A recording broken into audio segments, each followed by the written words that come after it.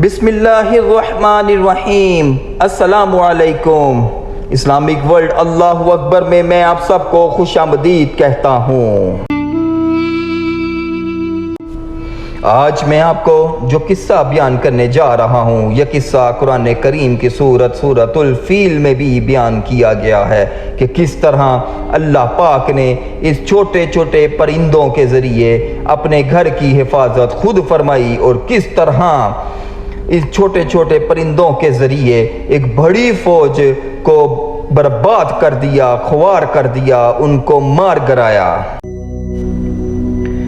میں اپنی اس ویڈیو کے آغاز سے پہلے اپنے سب دوستوں سے درخواست کرتا ہوں کہ میرے اس چینل کو سبسکرائب کیجئے اور بیل آئیکن کے بٹن کو بھی دبا دیجئے۔ آئیے اب ہم اپنی اس ویڈیو کا آغاز کرتے ہیں۔ یمن اور ایتھوپیا کے بادشاہ جس کا نام ابراہا تھا، اس نے شہر میں سنا کے نام سے ایک چرچ بنایا، لیکن جب اسے معلوم ہوا کہ لوگ عمرہ اور حج اور طواف کرنے میلوں دور جا رہے ہیں تو اسے بہت غصہ آیا۔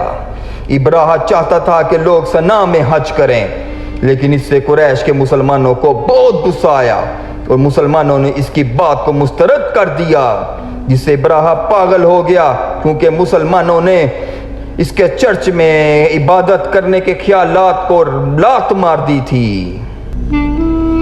مسلمانوں سے بدلہ لینے کے لیے اس نے ایک لشکر بنایا جس میں ہاتھیوں کی ایک بڑی تعداد تھی، اور فوج کو مکہ کی طرف روانہ کر دیا۔ اس کے پاس ایک بہت بڑا ہاتھی تھا جس پر ابراہا خود سوار ہوا۔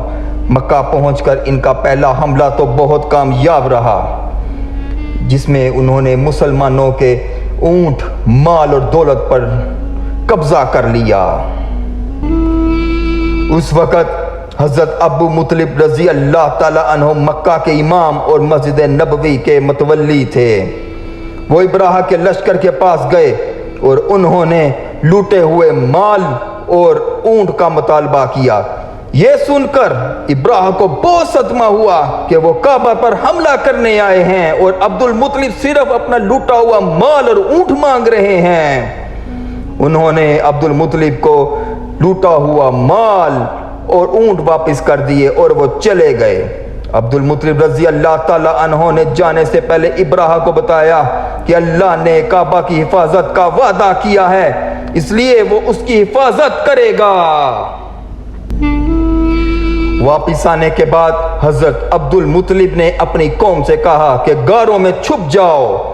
حضرت عبد المطلب رضی اللہ تعالی عنہ کعبہ کے دروازے پر گئے اور اللہ سے دعا مانگی، اے اللہ، ہم اتنی بڑی فوج کا مقابلہ نہیں کر سکتے، اے اللہ ہماری مدد فرما۔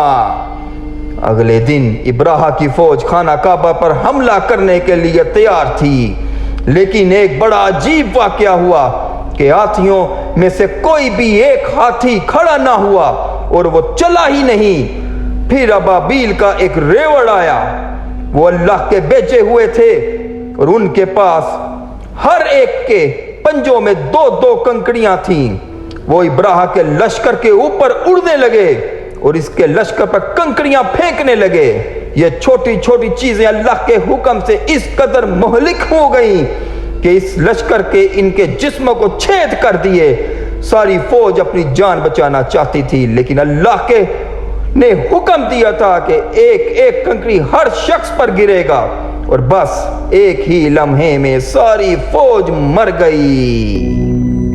أَلَمْ تَرَ كَيْفَ فَعَلَ رَبُّكَ بِأَصْحَابِ الْفِيلِ أَلَمْ يَجْعَلْ كَيْدَهُمْ فِي تَضْلِيلٍ وَأَرْسَلَ عَلَيْهِمْ طَيْرًا أَبَابِيلَ تَرْمِيهِمْ بِحِجَارَةٍ مِّن سِجِّيلٍ فَجَعَلَهُمْ كَعَصْفٍ مَّأْكُولٍ